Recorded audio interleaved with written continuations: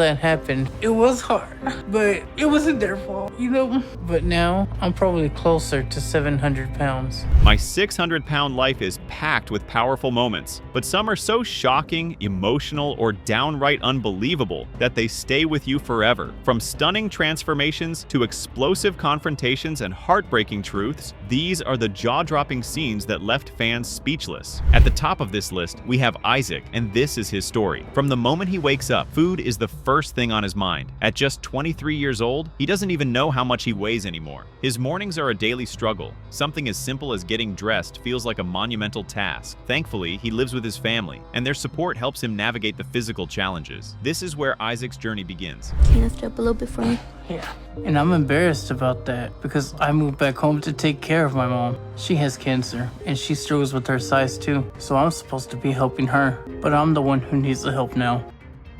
This part really tugs at the heart. Isaac wants to be the one taking care of his mom. She's battling cancer, but instead, he's the one who needs constant care. That's a tough pill to swallow. He feels like a burden, and his frustration grows as walking and breathing become more difficult with each passing day. Feeding others, y'all got here just in time, and watching them enjoy the food. So I do feel like I have a special connection with food, but I do like eating too. Good morning, Angel. Food has become Isaac's safe place. It's his comfort, his joy, and a big part of his identity. The silver lining? He's actually a talented cook. His family enjoys every meal he makes, and seeing them smile when they eat brings him genuine happiness. For him, cooking is more than just preparing food. It's how he connects with the people he loves. Get him to eat, and this caused him to be very underweight as a child. So we did worry about his weight because he was so small and so tiny.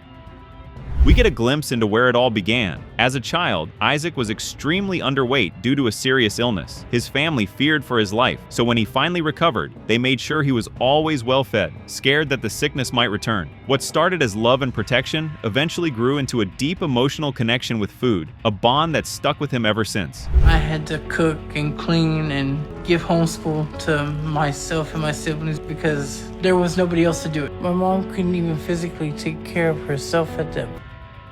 Life forced Isaac to grow up fast. At just 10 years old, his mom had a stroke, and suddenly he was the one looking after his siblings. On top of that, he lost his grandmother, who had been like a second mother to him. With all that grief, stress, and responsibility, he turned to cooking for comfort because it was the one thing he could control. After that, I was just staying home and eating. So my weight climbed over 600 pounds quickly. He started avoiding phone calls from his friends. He stopped responding on social media. Isaac sacrificed a lot to be there for his family. When his mom's condition worsened and she was diagnosed with cancer, he moved back home for good. The stress and sadness pushed him into a deep depression. He shut everyone out, stopped talking to his friends, gave up on his dreams, and started eating just to numb the pain. Even now, he still struggles with feeling alone. I've never done anything like this at my size, so I'm really nervous about it. It's like a 5-hour drive, so it's not going to be easy for me because I'm gonna go down there and then try to come straight back. But now there's a glimmer of hope. Isaac has made the brave decision to head to Houston to meet with Dr. Now and begin his weight loss journey. What scares him most isn't the change, it's being away from his family. But his mother, despite her own battle, reminds him that he's not alone and encourages him to focus on healing. It's the first real step toward a better future. I met Dr. Now's for the first time to see him about weight loss surgery, and I'm about to see where my weight's at and how much I have to lose, I guess. That's not good. You really have to admire Isaac's mindset. Despite the fear and anxiety, he made the long trip to Houston to meet Dr. Now, and that was no easy task. When he finally stepped on the scale, the number read 661 pounds. It was a wake-up call. Isaac was shocked, maybe even scared, but the beautiful part, he remained hopeful. He truly believes he can turn things around, and that kind of optimism, that's exactly what this journey needs. It's hovering around 2%. 2%. Okay? You know why? Because everybody goes back to the same old habit. And if you don't understand that, then there's no point of doing the surgery on you. But is Isaac truly ready to change his life? That's the question on everyone's mind, especially Dr. Now's. When Isaac mentioned that he does all the cooking at home, the doctor didn't hesitate to point out the obvious. Being surrounded by food every day is a major challenge. If he's serious about weight loss, that environment has to change. Dr. Now then gave Isaac a big goal: lose 80 pounds in the next 2 months. He's officially part of the weight loss program, but now it's up to him to prove he's ready. And some zucchini, and then y'all can make y'all salad. Huh. So how does it look to It y'all? looks good. It smells good. It smells really good. Well, the whole meal is only like 300 calories. Okay, Isaac. One thing's for sure, Isaac isn't in this alone. His family is stepping up, and that makes a huge difference. When Dr. Now gave him a new diet, Isaac brought it home and put the entire family on it. As the main cook in the house, he took charge and made it a group effort. And surprisingly, everyone's on board and enjoying the meals. It's a small but powerful step toward progress. A supportive environment can be the game changer he needs. So that means your goal is to lose 100 pounds before you shoot. So you think you can do that? I'll try. All right, we'll schedule your appointment for next month. And I'll see you then. Dr. Now makes a solid point. If Isaac wants to be there for his mom, he has to take care of himself first. After missing a follow-up appointment, Isaac called to explain and reschedule. The doctor didn't scold him, but he was firm. Isaac needs to prioritize his health now more than ever. As a result, Dr. Now added 20 more pounds to Isaac's goal. Now, he has to lose a total of 100 pounds before they move forward. The clock is ticking. I made a lot of changes to my eating, and I know I've made progress. But my goal weight loss was a lot for today. I was 661 at my last weigh-in 4 months ago. And with the delays, my goal turned into having to lose 120 pounds.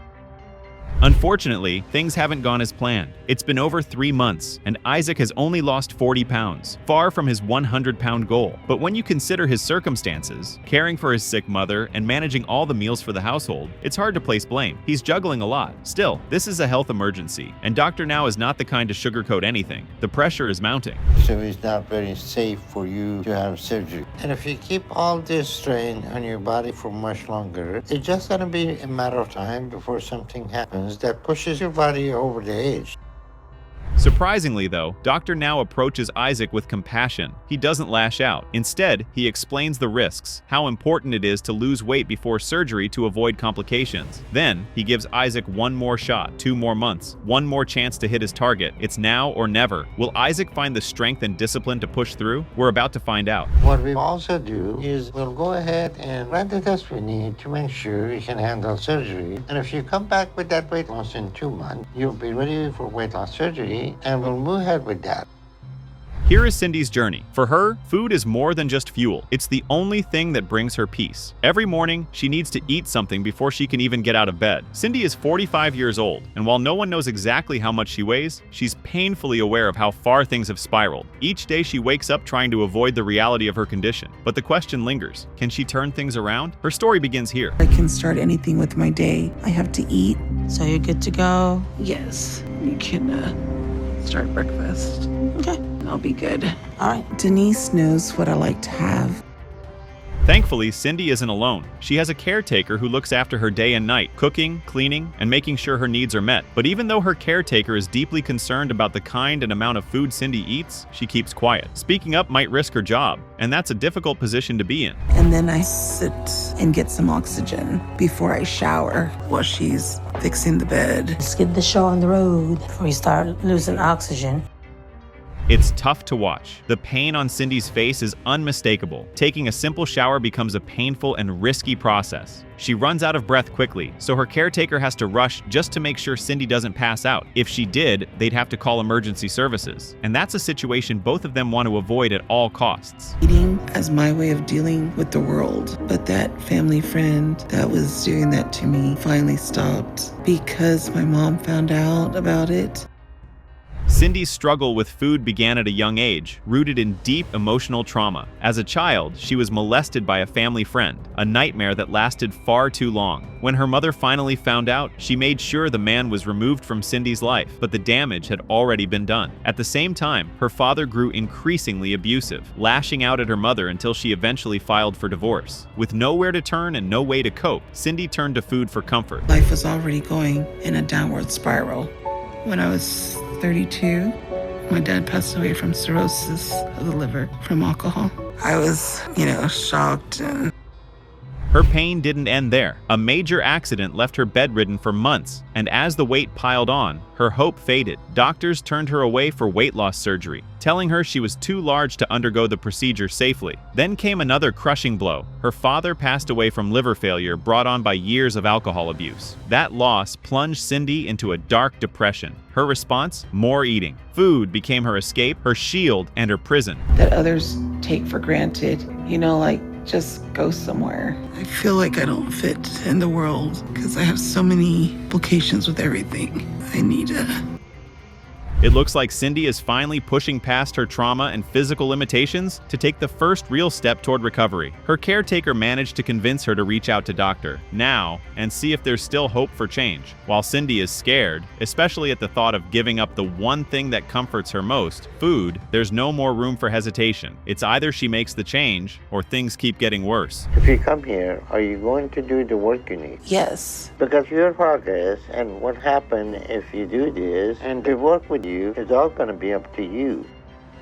Their conversation was a real eye-opener. Dr. Now didn't sugarcoat anything. He told Cindy the hard truth. People her size often don't live past 50, and at 45, she's running out of time. He wants her under closer observation and is already arranging an ambulance to transport her to Houston. It's a critical step if she's ever going to have a shot at turning her life around. Do you think you're going to get a notice for death? What if you die? Can die any moment. Exactly. I know that. That's why you should go today. So what can I do for you right now?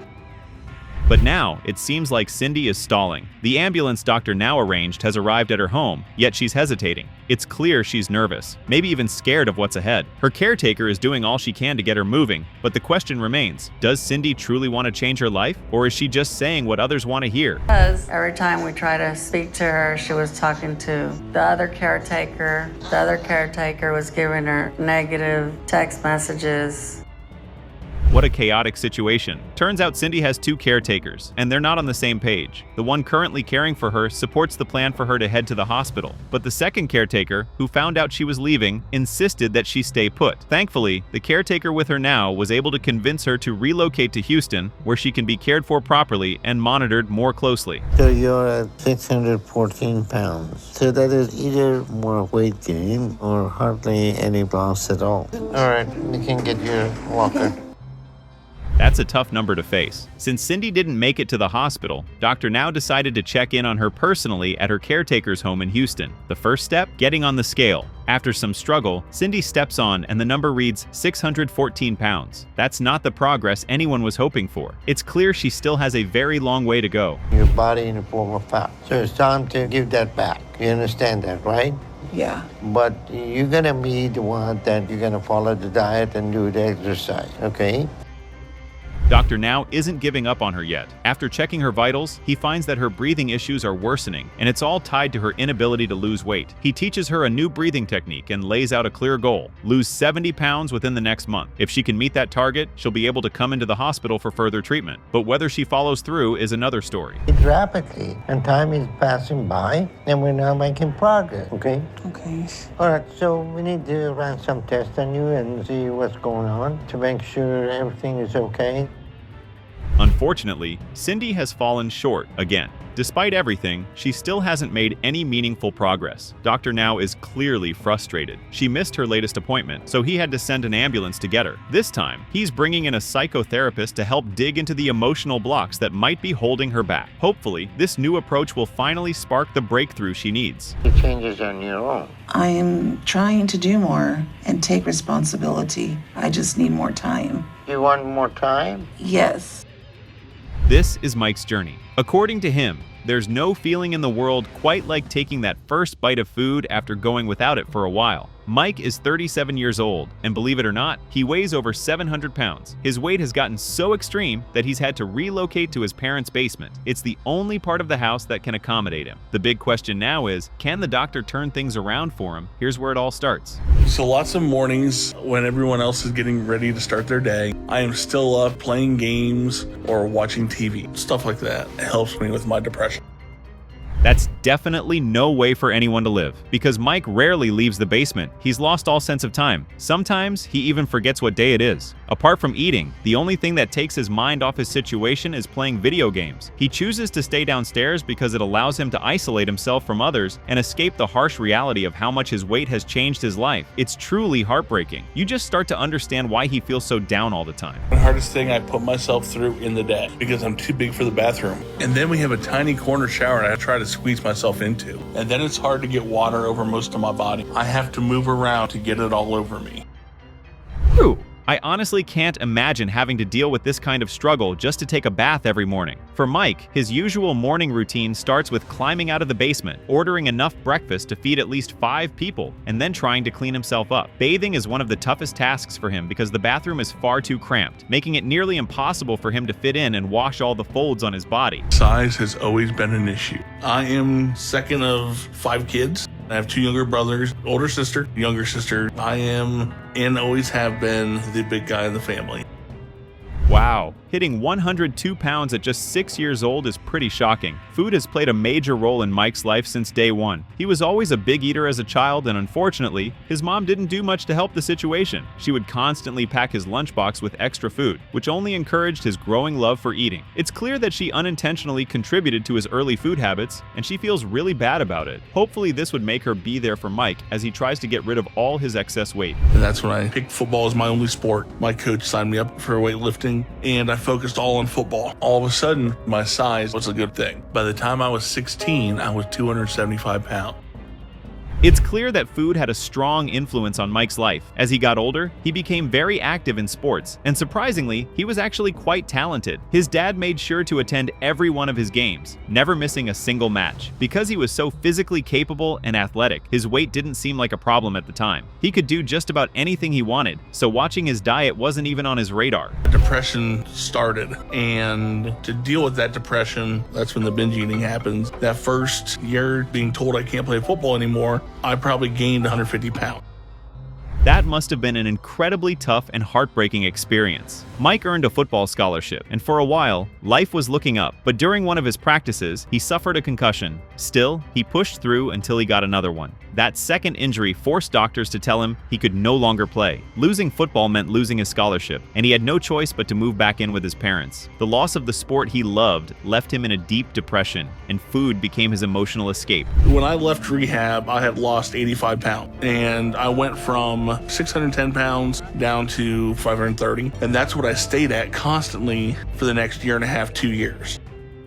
It honestly felt like life just kept throwing punches at Mike. He got married and built a beautiful family, but even that didn't stop his unhealthy eating habits. His wife warned him that if he didn't take control of his health, she would have to leave. He tried to make changes, but ultimately, he couldn't stick to them. She ended up walking away, and that sent his depression spiraling. He lost his family and everything that mattered to him. It's taken every bit of energy for me to do this, and I'm worried about how long it's going to take me to recover from all this, because I still have the trip back. I know I need help to lose weight and turn things around, and Dr. Now is going to be one of the last places I'll be able to get that help. What's encouraging now is that Mike is finally taking steps to change. He and his father made the trip to Houston to meet with Dr. Now. Unfortunately, Mike's body was under so much stress that they had to cut the journey short. Now staying in a hotel, Mike is filled with fear, worried that his condition might be beyond help. But his motivation is strong. He just wants to turn his life around and be a father to his kids again. Let's see how that first visit goes. I just hope things go really well for Mike at his appointment. 2 months. You should be able to lose 100 pounds in 2 months. And if you do that, then we will move ahead with you and start you on my Weight Loss program. Okay. It looks like Mike's initial meeting with Dr. Now went pretty smoothly. He weighed in at 745 pounds, and the doctor made it clear that serious changes are needed. Dr. Now put him on a strict diet plan and assigned him a workout routine. The immediate goal? Drop 100 pounds within the next 2 months. If Mike can hit that target, he'll qualify for the hospital's weight loss program and eventually surgery. Your diet and you're not falling off the track, and that is not the reason for you not coming because you're not gaining weight, then I'm going to give you an extra month. Mike's got a new challenge ahead of him. He couldn't make it to his next appointment because he's dealing with custody issues, but Dr. Now didn't let that slide. He told Mike that he now needs to lose an additional 50 pounds before showing up at the hospital again. That brings the total weight loss target to 150 pounds before surgery is even an option. Let's cross our fingers for him. At my last weight check-in, I was at 745 pounds, and my goal for today ended up being to lose 125 pounds total. We can step up on the scale, please. So that means I need to be at 620 pounds by now.